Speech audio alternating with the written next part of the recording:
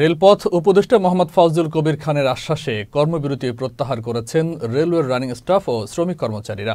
মঙ্গলবার রাত 2:30টার দিকে উপদেষ্টার বাসায় অনুষ্ঠিত বৈঠকে কর্মবিরতি প্রত্যাহারের ঘোষণা দেন স্টাফ ও শ্রমিক কর্মচারী ইউনিয়নের সাধারণ সম্পাদক মজিবুর রহমান। তিনি বলেন, উপদেষ্টা মোহাম্মদ ফাউজুল কবির খান রানিং স্টাফদের মাইলেজ সমস্যা বুধবারের মধ্যে সমাধান করবেন এমন আশ্বাস দেয়ায় কর্মবিরতি প্রত্যাহার করে নিয়েছেন তারা। এদিকে কর্মবিরতি প্রত্যাহারের পর সারা দেশে ট্রেন চলাচল শুরু হয়। সকালে কমলাপুর থেকে দেশের বিভিন্ন জায়গার উদ্দেশ্যে ট্রেন ছেড়েছে বলে জানিয়েছে রেল কর্তৃপক্ষ।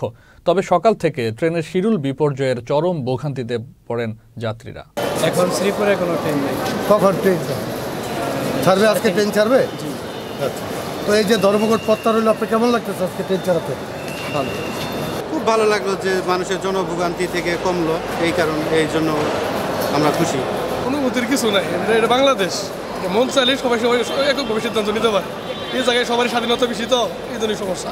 তো আজকে এই কর্মসূচি প্রত্যাহার হতে আপনি খুশি কিনা? অবশ্যই ভালো, দুর্ভোগ কমে গেল, মানুষের জন্য স্বস্তি। খুশি তো অনেক, ট্রেন তো সময় মতো চাললে সবাই খুশি, তাই আলহামদুলিল্লাহ আমরাও সবাই খুশি। ট্রেন চালু হাতে তো আমরা খুব খুশি, কিন্তু এখন টাইমের কোনো পাইতেছে না আর কি, কখন ছেড়ে যাবে এটাই বলতে পারতেছি না। আমি বলবো যে যারা বিভিন্ন দাবি দেওয়া করেছে, এরা গতকালে বন্ধ ছিল, তারা সবার কথা চিন্তা করে যে আবার তারা অবরোধ তাদের যে কর্মবিরতিটা উইথড্র করে নিচ্ছে, এটা খুবই ভালো, আমি সাধুবাদ জানাই।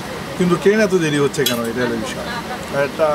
ট্রেনটা সেই রেলে তো এখানে দাঁড়ায় আছে 1-1.5 ঘন্টা আগে থেকে, তারপর টাইমই চাচ্ছে না। এটা একটু সবচেয়ে বড় জিনিস আর কি, যে টাইমিংটা মানুষের তো আসলে অনেক কাজের সাথে থাকে।